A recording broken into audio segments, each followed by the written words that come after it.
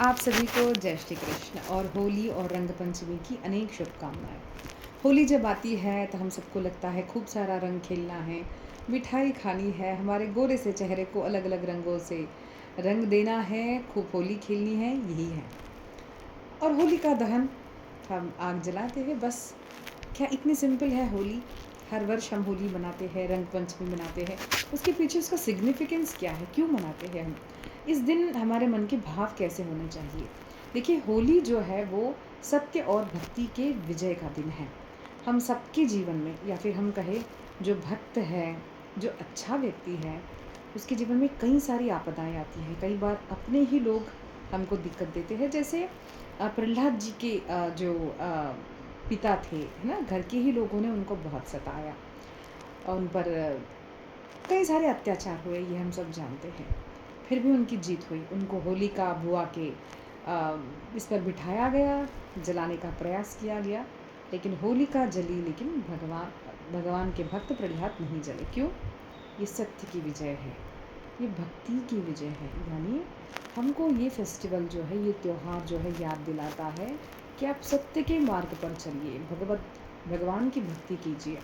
जीवन में कई आपदाएं आती है, हमको लगता है बस हम तो सुसाइड कर ले, मर जाए, है ना। क्योंकि यस, कहना आसान है, लेकिन जो झेलता है उसको पता होता है कि कितनी सारी विपरीत परिस्थिति में भी भक्ति कैसे करे। अच्छे को क्यों प्रॉब्लम्स आती है, अच्छे लोगों को क्यों प्रॉब्लम्स आती है, भक्तों को क्यों प्रॉब्लम्स आती है? क्या भगवान देखता नहीं है? क्या आंख बंद करके बैठा है?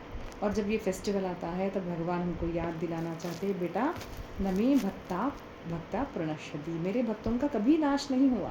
सत्ययुग हो, त्रेता हो, द्वापर हो, कलयुग हो, भगवान के भक्तों का कभी नाश नहीं होता है। भगवान रक्षण करते हैं। इसलिए धैर्य रखे, भक्ति करे, सन्मार्ग पर चले, सत्य का ही आचरण करे, भगवान हमारी रक्षा करते हैं। यही होली का दहन है। दूसरी बात है, ऐसे भी हम रील्स देखते हैं, लोग कह दे कि भाई इस आग में अपनी काम, क्रोध, ईर्ष्या, इसको जला देना है, ईगो को जला देना है। हाँ, ये भी एक बात है कि देखिए, बाहर के भी शत्रु का अंत आएगा, ये हमको भगवान याद दिलाते हैं। और दूसरी बात है कि कई बार शत्रु हमारा मन भी होता है, यानी मन के काम, क्रोध, लोभ, ईर्ष्या, द्वेष, ये सारे भी हमारे शत्रु है।